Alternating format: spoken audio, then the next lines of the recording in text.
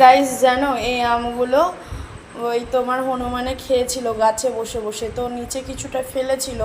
তো এই দেখো এই আমগুলো না আমি ছুলে নিয়েছি, খাওয়া জায়গাটা এই দেখো ফেলে দিয়েছি, আর এই সাইডগুলো ভালো। এই দেখো প্রত্যেকটা আমেরই এই দেখো, এই যে কিছু কিছু জায়গায় এই দেখো হনুমানে খেয়েছে, কেটে নিয়েছি।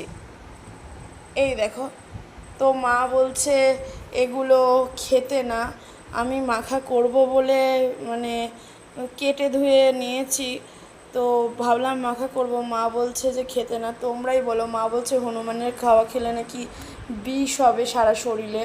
কিন্তু ছোটোবেলায় শুনেছিলাম ঠাকুমা দাদুরা গল্প করতো, হনুমান গাছ থেকে হনুমানের জিনিস পড়লে খেয়ে ফেললে ওইটা খেলে নাকি কাশি ভালো হয়ে যেত। আমি বুঝতে পারছি না বন্ধুরা, তোমরা যদি বলো খাবো আর না হলে খাবো না। প্লিজ আমাকে সাজেস্ট করে একটু কমেন্ট করে দাও।